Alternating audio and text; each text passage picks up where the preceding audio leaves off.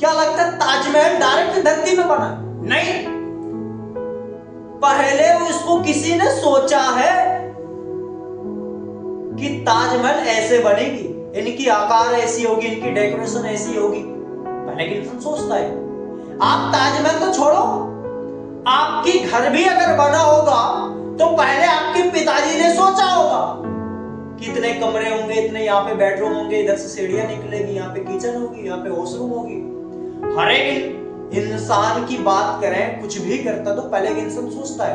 और हमारी जो सबसे बड़ी कमजोरी है कि हम सोच ही नहीं पा रहे। एक स्टोरी के माध्यम से बताता हूं। स्टोरी के माध्यम से एक इंसान को समझ आ जाता, चाहे वो बड़ा हो या फिर बच्चा हो। एक लड़का था, एक लड़का घूमने की बड़ी शौकीन था। उनकी नई नई शादी हो रहा होता है और वो घूमने जा रहे थे ताजमहल। कहां का? दिल्ली का?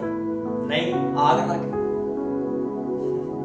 क्योंकि दिल्ली में तो लाल किला है। ध्यान से समझना कि वो जा रहा था आगरा ताजमहल देखने के लिए, और आगरा उनके घर से 400 किलोमीटर दूर थे। अब हम कहीं दूर सफर जाते हैं, हमारी मम्मी, हमारी सिस्टर क्या करती है? क्या करती है? सलाह देती है। सलाह तो हर कोई देती है कि अच्छे से जाना। हमारी मम्मी, हमारी सिस्टर करती क्या है? एक टिफिन बॉक्स देती है जिसमें खाना होता है, पकवान वगैरह, कि रास्ते में खाना, ट्रेन की खाना मत खाना। तो सेम उनकी बीवी ने उनको एक टिफिन बॉक्स दिया। टिफिन में रोटी और सब्जी थी कि तुम रास्ते में खा लेना, बाहर की खाना मत खाना। जैसे वो जाता है तो वहां पे स्टेशन में पहुंचता है, तो स्टेशन में उनको भारी भीड़ से सामना करना पड़ा कि उनको बैठने की जुगाड़ नहीं लग पाई, खड़े होने की भी अच्छी सी जगह नहीं थी। जिस इंसान ने जनरल में सफर किया होगा तो आपको पता होगा, तो उनको जगह नहीं थी। वो किसी तरह ट्रेन में तो चढ़ जाता है, बैठने की जुगाड़ नहीं लग पाता, तो क्या लगता है कि खाना खा पाएगा? नहीं खा पाएगा। वो कहता कोई दिक्कत नहीं है, जैसे अगले स्टेशन में जो लोग खाली हो जाएंगे तो मैं खा लूंगा। जैसे अगले स्टेशन जाता, अगले स्टेशन में देखता है 2 लोग उतर तो जाते, 2 और चढ़ जाते हैं, खाली नहीं हो पाई। ऐसा होता है ना कि 2 चढ़ जाते तो फिर 2 उतर भी जाते। तो कहता कोई दिक्कत नहीं है, अगला स्टेशन जैसे खाली होगा मैं वहां पे खा लूंगा। जैसे अगला स्टेशन आता फिर वही कंडीशन, 4 उतरते, 4 और चढ़ जाते, नहीं लग पाई। ऐसे ही करते करते शाम हो गया।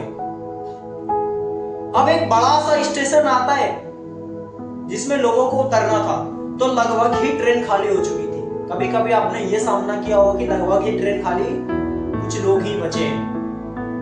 तो ऐसे उनके साथ हुआ, लगभग ही ट्रेन खाली हो चुकी थी। अब वो क्या करता है, उनको भूख भी बड़ी जोर से लगी थी कि सबसे पहले मैं खाना खा लेता हूं, क्या पता फिर से भर जाए। तो जैसे वो टिफिन बॉक्स खोलता है, टिफिन बॉक्स में देखता है मेरी रोटी तो सही है पर सब्जी खराब हो चुकी थी, क्योंकि गर्मी में पता ही होगा कि सब्जी खराब हो जाती है। तो देखता है सब्जी तो खराब हो चुकी है, उनको भूख भी लगी है।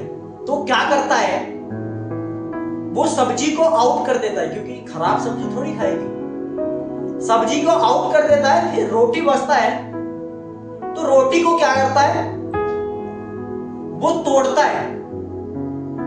जैसे वो तोड़ता है, वो घुमाता है रोटी को, अचार सोच लेता है, फिर खा लेता है। खा तो सिर्फ रोटी रहा था, लेकिन सोच क्या रहा था कि अचार रोटी खा रहा। तो ऊपर वाली सीट में, ट्रेन में 2 तरह की सीट होते हैं, एक ऊपर भी होता है, एक नीचे भी होता है। ऊपर वाली सीट में यहाँ पे एक बच्चा बैठा था। एक बच्चा बैठा था, वो देख रहा था कि अंकल आखिर ऐसा कर क्या रहे हैं, रोटी को तोड़ रहे, हवा में घुमा के खा ले रहे, उनसे बर्दाश्त नहीं हुआ। तो उसने पूछा, अंकल अंकल आप ये कर क्या रहे, आप सिर्फ रोटी को तोड़ के हवा में घुमा के खा ले रहे, इनसे क्या होता है? तो अंकल बोलता है तू अभी बच्चा है, समझेगा नहीं। तो इनकी बातों को अनसुना करके फिर वो रोटी तोड़ता है, हवा में घुमाता है, फिर वो खाने लग जाता है।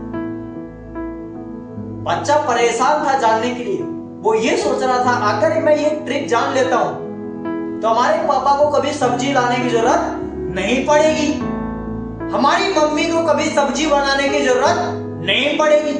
तो ये परेशान हो जाता, बेचैन होता है जानने के लिए, और बच्चा जिद्दी भी होता है।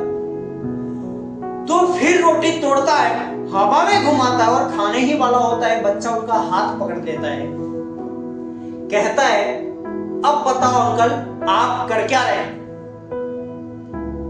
तो कहता है कि मैं जा रहा था आगरा ताजमहल देखने के लिए, हमारी जो धर्म पत्नी है उसने रोटी और सब्जी दी थी कि रास्ते में खा लेना, लेकिन मेरी सब्जी गर्मी के कारण खराब हो चुकी।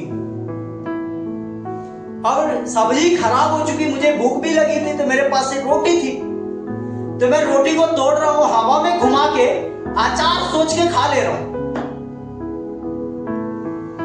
तो बच्चा मन में सोचता है कि अंकल के जैसा मूर्ख इंसान इस दुनिया में कोई नहीं है शायद।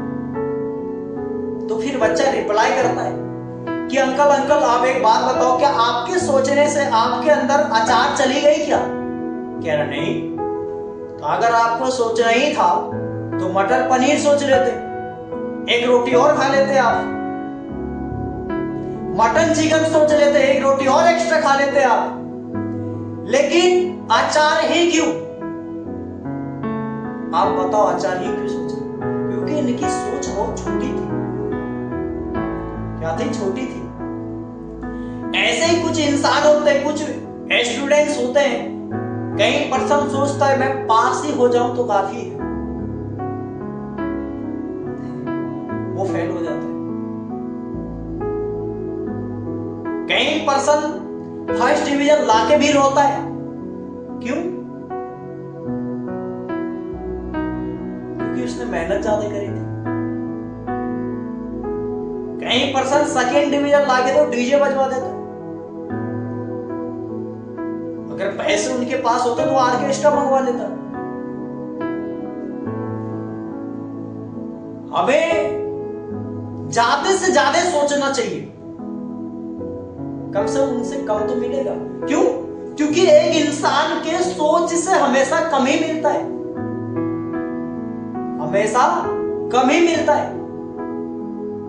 एक इंसान के सोच से। जैसे आप सभी ने 10th 12th कुछ तो किया होगा, 10th में आपने जितना परसेंटेज सोचा होगा उतना नहीं आया होगा, उनसे कम आया होगा। जितना आपने सोचा होगा उतना नहीं आया होगा, उनसे कम आया होगा। कई पर्सन सोच रहे होंगे 70%, तो उनका आया होगा 65 या 68। कई पर्सन सोचे होंगे 80%, तो उनका 75 या 70% आया होगा। ऐसे करके क्या एक इंसान का 99 नहीं आता क्या? कब आता है?